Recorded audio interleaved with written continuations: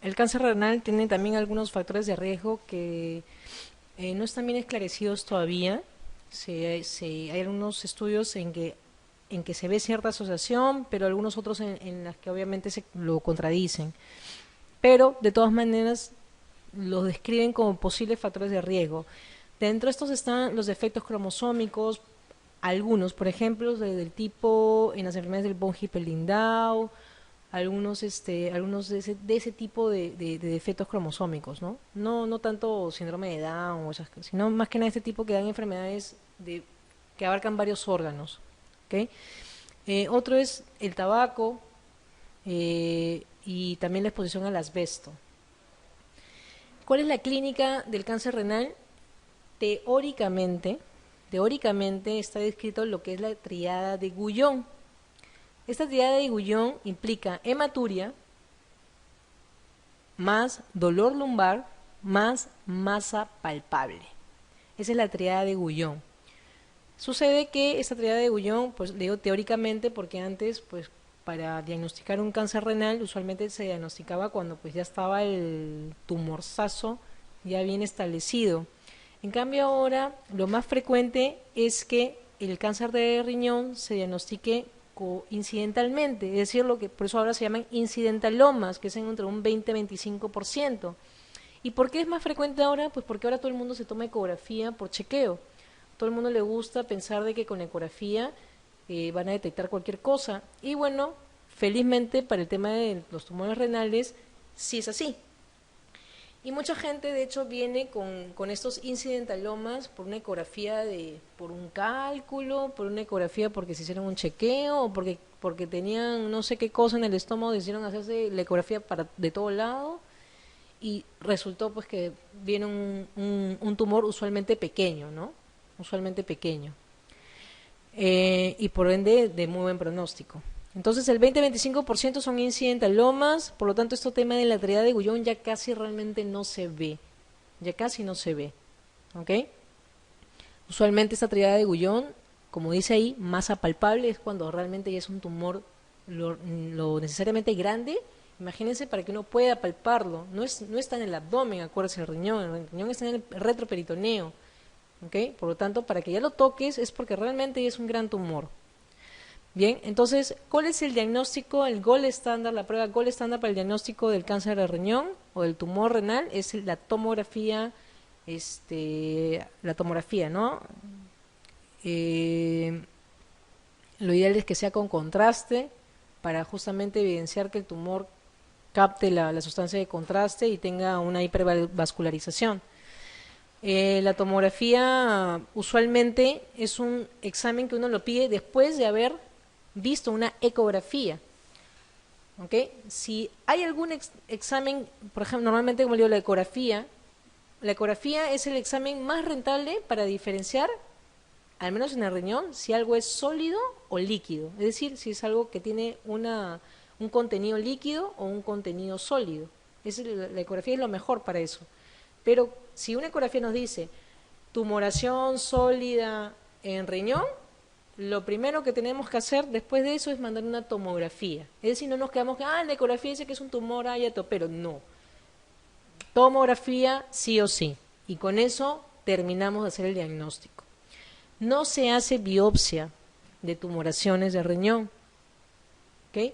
A menos que, hay ciertas enfermedades en las cuales uno podría considerar que esa tumoración es benigna, pero realmente toda tumoración en el riñón se considera maligna y ese riñón o sale completo o sale parcialmente, ¿ya? Pero no se hace biopsia. Bien, en cuanto a la patología, perdonen que está así, pero al momento del cambio de formato a veces se... En cuanto a la patología de los tumores renales, el 80% son tumor de células claras, ¿ok? Así se llaman, o adenocarcinoma renal, o cáncer de células renales. Esos son los tres nombres que se manejan. Tumor de células claras o, aquí acá hay un espacio, tumor de células claras, espacio o, espacio, adenocarcinoma renal, o también tumor de células renales. Cualquiera de esos tres nombres es lo mismo, ¿ok? Entonces, ese es el tipo de células más frecuentes. Y el tratamiento del cáncer de riñón es enteramente la nefrectomía radical si es que se trata de una indicación de intención curativa, ¿no? Cuando cuando ya no es de intención curativa, ahorita lo vamos a ver. Este es el TNM para el cáncer de riñón, que es bastante fácil. Por eso me gusta la urología. Todos los TNM son fáciles. Bien, estadio 1, que es este de acá. Tumor menor de 7 centímetros, ¿ok? Que solamente está limitado al riñón, es decir, no está agarrando ni siquiera la cápsula de riñón ni nada, está dentro y es menor de 7 centímetros. Normalmente los incidentalomas son estadio 1 y la supervivencia a los 5 años es del 95%, obviamente habiéndolo resecado, ¿no? ¿Ok? Entonces, ese es con respecto al estadio 1. El estadio 2 es un tumor, es este de acá, es un tumor ya mayor de 7 centímetros, pero igual sigue dentro del riñón, no ha pasado la cápsula renal. ¿Ok? La supervivencia a los 5 años es un 88%, igual es muy buena. Usualmente para este tamaño sí sale completito el riñón. A veces con los estadios 1 podemos hacer una parcial dependiendo de su localización. Es decir, si está en un polo, por ejemplo, polo acá, nos mochamos el polo inferior y se queda todo lo demás. Pero usualmente los estadios 2 son lo suficientemente grandes como para tener que retirar todo el riñón, ¿no? Bien, el estadio 3 es un tumor en la cual, que es el amarillo, en la cual puede ser chiquito o grande, no importa. El tema es que ya salió de la cápsula del riñón. ¿Ok? Eso es lo que importa del 3. Es decir, ya no está confinado al órgano, ya salió de la cápsula renal, pero no ha pasado la fascia de Gerota. La fascia de Gerota es una fascia que cubre tanto al riñón como a la glándula suprarrenal. ¿Ok? El tumor estadio 3, entonces, el hecho simplemente de que sea un tumor, de que ya haya sobrepasado la cápsula, ya esté 3, si invadió la glándula suprarrenal, también esté 3, y si es que lo encontramos trombo tumoral a nivel de arteria o vena, que es lo más frecuente, también es un T3, o un solo ganglio periférico o regional. Supervivencia a los 5 años, 59%, ¿no? O sea, bajó obviamente, pero estrepitosamente. ¿Por qué? Pues porque ya salió fuera del órgano, ¿no? El estadio 4 es aquel en que el tumor, independientemente de su tamaño, ha sobrepasado la fascia de Gerota. ¿Ok? Y que también va a haber, si pasa la fascia de Gerota, usualmente ya tiene un montón de ganglios tomados, ¿no? Más de un ganglio regional tomado. La supervivencia a los 5 años del 20%, ¿no? Ya bastante baja. Usualmente la nefrectomía radical se hace en T1, T2, ¿no? Esas son las indicaciones para nefrectomía radical, es decir, tratamiento con intención curativa, T1, T2. El T3 depende, porque también lo puedo hacer. ¿Pero de qué depende? De que no haya, si no hay ganglio, es decir, solamente agarró la glándula suprarrenal, entonces yo saco todo, pues, ¿no? Saco con todo y glándula suprarrenal. Si está un trombo en vena renal y yo al momento de retirar el riñón, o sea, hacer la nefrectomía, también puedo jalar y sacar ese trombo completamente, también puedo tener una cirugía con intención curativa. Pero si ese trombo ya está por arriba, o sea, ya está en vena cava, no, y está pegado a la pared, o sea, la adventicia o X cosa de esto, por más que lo jale y trate de sacarlo completo y se queda pegado un pedacito, un milímetro que se quede, ya ese milímetro pues se va a esparramar por todos lados, ¿no? Se va a diseminar. Entonces ya no sería de intención curativa. Hay algunos centros en que se hace eso, o sea, cuando el trombo está en vena renal, vena cava, incluso a veces hasta llega hasta aurícula, y lo pueden sacar, lo sacan. ¿Ok?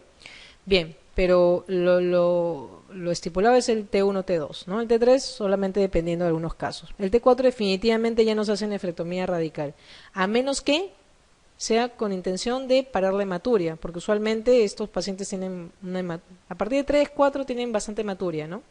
Y obviamente, igual que en el tumor de vejiga, ¿no? Se hace simplemente por un tema de evitar la la hipovolemia, ¿no? Bien, eso es con respecto al cáncer de riñón. No sé si hay alguna duda sobre el cáncer de riñón.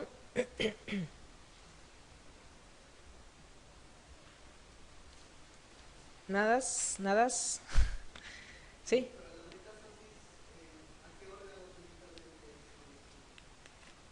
Las metástasis usualmente van a pulmón, justamente por el tema de los tromos tumorales.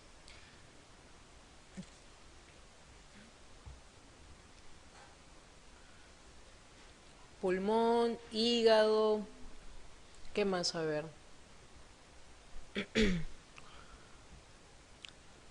Y los ganglios, ¿no? Bueno, siempre tiene que haber primero ganglios para que se vaya a distancia, ¿no? Hígado, pulmón, esos son los más frecuentes.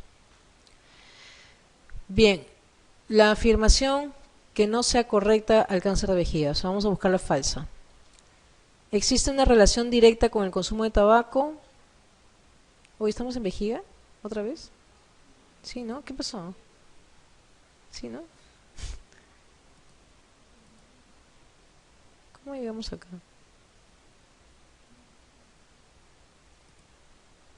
¿Qué pasó?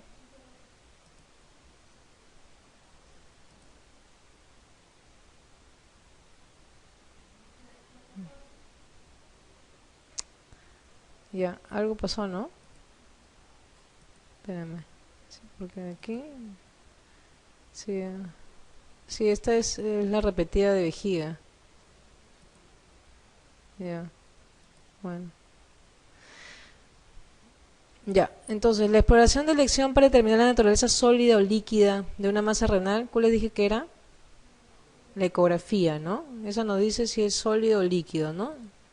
¿Ok? La más barata también, ¿no? La más rápida también. ¿Qué clínica es más frecuente encontrar en el adenocarcinoma renal? ¿Cuál les dije que era? ¿Cómo se llama la triada? ¿Cómo se llama la triada? De Gullón, ¿no? ¿Qué implica la triada de Gullón? Hematuria, masa y dolor, ¿ya? Entonces, ¿cuál es? La A, ¿no? ¿Ok? La A, hematuria, dolor lumbar, masa palpable, la triada de Gullón. Bien, este nefroblastoma, o sea, respetan o tumor de Wilms, es un tumor de niños, ¿ok? Es un tumor renal de niños, no de adultos, de niños, ¿ya? Por eso lo he puesto, porque a veces lo preguntan. Bueno, más que nada es en pediatría, pero a veces... Ay, caracho, pero bueno. Bien, ¿cuál es lo no correcto, la incorrecta? Bien, primero que sí es correcto que es característica a la palpación abdominal. Es decir, normalmente el tumor de Wilms es un gran tumor, ¿ok? Es un gran tumor que uno lo palpa en el niño, ¿no? O niña, ¿ok? Es un gran tumor, ya es fácilmente palpable.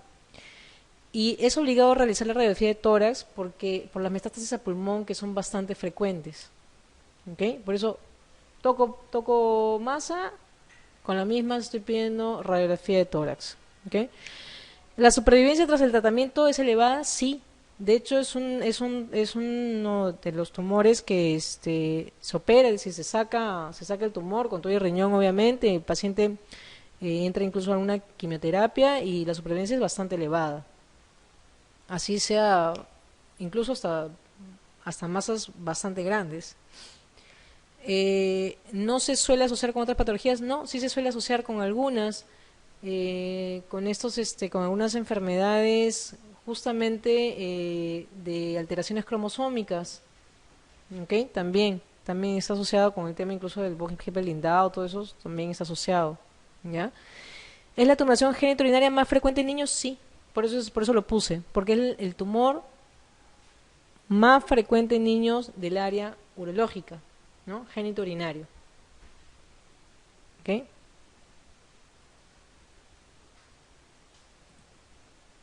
Entonces, no sé si les queda alguna duda sobre el cáncer renal.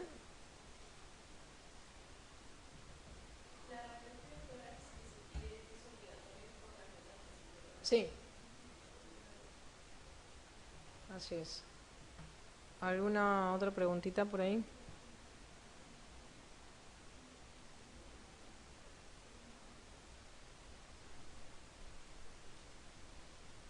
Bien.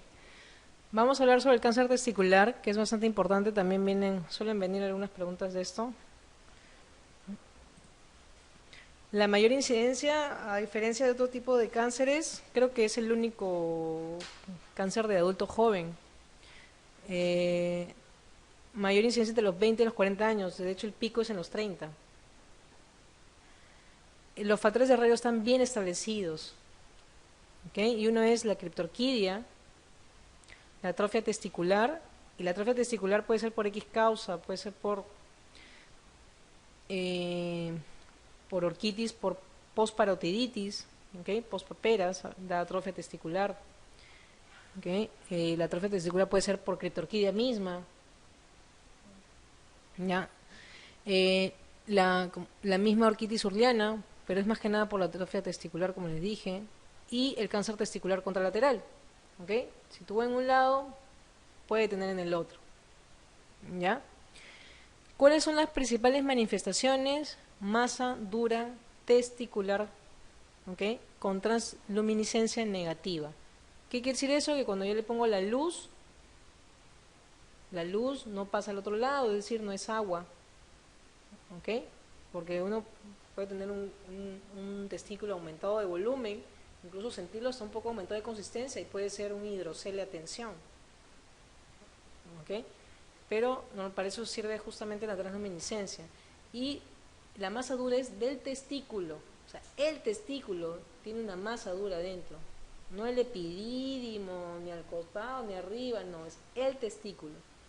Toda masa dura testicular es un cáncer de testículo hasta que alguien se atreva a decir lo contrario, porque va a fallar.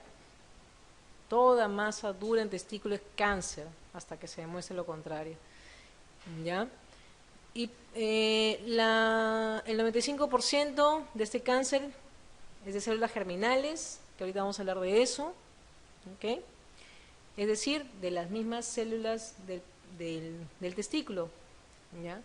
¿Cuál es el cáncer, el tipo histológico más frecuente? El seminoma. El seminoma es un tipo de tumor de células germinales, ¿ya? Y como es el más frecuente, hace que se dividan en los cánceres testiculares en seminoma y no seminomas. Y ahorita vamos a ver un cuadro más sobre eso. Bien, es raro que se presente en pacientes mayores de 50 años. Si es que tenemos una masa dura testicular en un paciente mayor de 50 años, hay que pensar que no es un primario de testículos, sino que posiblemente es un cáncer, una metástasis, y usualmente es por un linfoma. ¿Ok? ¿Ya? En niños, porque también se puede ver en niños, el más frecuente es el tumor del saco vitelino, es decir, no el seminoma. El seminoma es el más frecuente entre aquellos que tienen 20 a 40 años. Pero en niños, en infantes, el más frecuente es el tumor del saco vitelino, que también es un tipo de tumor de células germinales. ¿Ya? Cuando uno hace el diagnóstico es eminentemente clínico. Como les digo, masa testicular palpable, cáncer de testículo. No hay más que deba hacer yo de frente y operar ese paciente. De pasadita, por un tema de pronóstico, de tratamiento a posteriori, se le hace un dosaje de los marcadores tumorales que vemos ahí. Uno es la alfa-fetoproteína, el otro es la beta-HCG, ¿okay? Y el otro, que es la deshidrogenasa láctica, que no es tanto un marcador tumoral, sino es un marcador. ¿Qué hace la DHL, saben? Es un marcador de actividad, ¿ok? De actividad. Bien, entonces siempre se miden los tres, ¿ya? Y ahora les voy a explicar por qué en un rato. ¿Cuál es el tratamiento del cáncer de testículo? La orquiectomía radical. ¿Por qué se llama orquiectomía radical? Porque no es que yo voy a abrir el escroto y sacar el testículo, no. El testículo sale con todo y cordón desde ingle. Abro ingle, abro anillo inguinal y con todo y cordón desde ahí jalo el testículo. ¿Ya? Entonces, la orquiectomía radical, y dependiendo del estadiaje que vaya a tener ese tumor o ese cáncer, va a ir sí o no a quimioterapia, sí o no a radioterapia, dependiendo también de la anatomía patológica. ¿Cuáles son los que responden a radioterapia? El seminoma. El seminoma es un típico cáncer que responde muy bien a la radioterapia. ¿Ok? Y usualmente ese es su tratamiento de primera instancia, después de la orquiectomía radical, obviamente. El dosaje de los marcadores tumorales y de la deshidrogenasa láctica se hacen previo a la cirugía, ¿ok? Previo a la cirugía, pero a mí no me importa cómo salgan los marcadores tumorales, ¿ah? O sea, yo no necesito tener el resultado para operar a un paciente, ¿ok? Masa dura, se opera, se saca ese testículo, ¿ok? Independientemente de cómo estén los marcadores. Nuevamente los marcadores me sirven por un tema de tratamiento posterior. Entonces tengo que tomarle antes de, y también le tengo que tomar después de haberle hecho la orquiectomía, porque de eso va a depender si va o no al oncólogo o no. La alfa-fetoproteína dura 7 días, ¿ok? La beta-HCG dura un poco más, dura como semana y media, ¿ya? Entonces tengo que esperar por lo menos 2 semanas después de haberle orquiectomizado para tomarle nuevamente, dosarle nuevamente los marcadores, ¿ok? A fin de ver si todavía hay actividad o no. Es decir, si previamente a la cirugía yo tenía alfa-feto elevada, beta-HCG elevada, y después de la orquiectomía está todo normal, quiere decir que el tumor solamente está en el testículo y no se ha ido ni a ganglios ni a ningún lado y todo muy bien, y ese paciente solamente lo observo. Lo observo ¿ok? No es necesario que vaya al oncólogo ni nada por el estilo. Pero sí, después de la orquiectomía encuentro uno de los dos elevados, ya sea un poquito más arriba de lo normal, así sea un punto, ese paciente va al oncólogo a ver qué va a necesitar. ¿Ok? Ya. Seguimos. Las neoplasias de células germinales, como les dije, están en un 90-95%, y estas incluyen el seminoma, que es el tumor más frecuente, ¿ok? Hay varios tipos de seminomas que no es importante que ustedes lo sepan, ni lo vean, se van a confundir. Solamente acuérdense de seminoma. Y los no seminomas, que son el carcinoma embrionario, el teratoma, el coriocarcinoma y el tumor de saco vitelino. Estos 5 tipos son los tumores de células germinales. ¿Okay? Entonces acuérdense que entre los 20 y 40 años el más frecuente es el seminoma, y en los infantes los tumores de saco vitelino. Puede haber tumores que sean mixtos, es decir, seminoma con teratoma o carcinoma embrionario con otra cosa. Pueden ser mixtos o pueden ser puros. ¿Ya? Bien. Algo importante que tienen que saber sobre el seminoma, que es el más frecuente, es que el seminoma nunca, pero nunca va a elevar la alfa-fetoproteína. Nunca, jamás. Ya saben que hay pocos nunca y pocos siempre, ¿no? En medicina. Ya, este es un nunca, nunca. El seminoma nunca va a elevar la alfa-fetoproteína. Es decir, si ustedes palpan tumor testicular, y en lo que lo mandan al urólogo le hacen sus marcadores, ustedes ven alfa-feto dentro de lo normal, beta-HCG elevada, ya sea un poquito o un montón, no importa, ese es seminoma hasta que se demuestre lo contrario.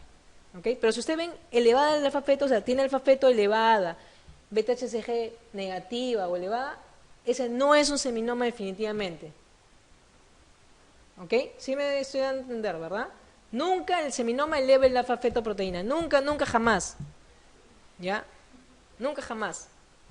El coriocarcinoma, beta-HCG, ¿ok? El coriocarcinoma tiene la particularidad de elevar, pero de una manera exorbitante, la beta-HCG. La beta-HCG está en 10.000, 50.000, ¿ok? Puede que no aparezca la alfa-feto elevada, puede que no. Si es un coriocarcinoma puro, o sea, puro, no tendría por qué elevar la alfa-fetoproteína, solamente eleva exorbitantemente la beta-HCG. ¿Ya? Los demás elevan cualquiera de los dos, o incluso los dos al mismo tiempo. ¿Ya? Bien. ¿Cuál de las siguientes afirmaciones, bueno, si es una afirmación, es cierta, con respecto al cáncer testicular? La alfa-fetoproteína se eleva en el coriocarcinoma puro.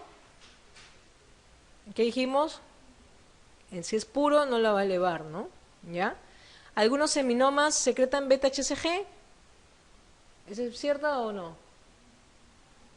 Sí, ¿verdad? Claro, lo puede secretar. La que nunca va a secretar es el alfa-feto. Pero el beta-HCG sí, la puede secretar. ¿El aumento de los marcadores postquirúrgicos no tiene implicancias terapéuticas? ¿Qué le dije? Para eso es importante el antes y el después, justamente. ¿Ok? Sí tiene implicancias, va a depender si va a quimio, o no va a quimio, va a radio o no va a radio. ¿Por qué? Porque los marcadores me van a decir si todavía hay o no hay restos de la tumoración que se hayan diseminado. ¿La vida media del alfa-fetoproteína es de 4 horas? No, ya les dije que es 3 a 7 días más o menos. ¿Ya? El carcinoma embrionario generalmente no produce elevación del alfa-feto ni de la beta-HCG. Normalmente todos los demás elevan ambas. Solamente la que les dije, el seminoma, que no eleva alfa-feto, y la beta-HCG, que si es puro, tampoco va a elevar la alfa-feto. ¿Ya? ¿Ok? Bien, entonces, aquí la que es cierta es la que algunos seminomas pueden secretar beta-HCG. ¿Ya? Esa es la única. Todas las demás son falsas, super falsas. La neoplasia testicular más frecuente en pacientes mayores de 50 años es... ¿Cuál dije? El linfoma, ¿no? Muy bien. Respecto al cáncer de testículo primario, ¿cuál es la falsa? La máxima incidencia de neoplasia testicular es entre la segunda y la cuarta década de la vida. Verdadera, ¿verdad? Ya. ¿El seminoma es el tumor más frecuente? También. ¿La quitorquidia se asocia a la aparición de tumores de la línea germinal? También. ¿Ya? ¿Los tumores no germinales del testículo son excepcionales? ¿Sí o no? ¿Es cierta o falsa esa? A ver, levanten la mano los que dicen que la D es falsa. Levanten la mano. Oh, Dios mío, ni siquiera eso se atreven. Los que dicen que es cierta. ¿Y los que no levantaron, ustedes que dudan? Ya, pues si el 95% son de células germinales, obviamente los otros son 5%, o sea, son excepcionales. Por eso ni siquiera hablo de ellos. No tiene caso, ¿no? A ustedes lo único que les interesa es saber los germinales. ¿Ya? Es excepcional tener un no germinal. Bien, la respuesta escasa en la radioterapia es característico del seminoma. ¿Qué le dije? Falso, ¿no? Más bien, su característica es ser radiosensible. ¿Ok? Bien, entonces esa es la falsa. Súper falsa.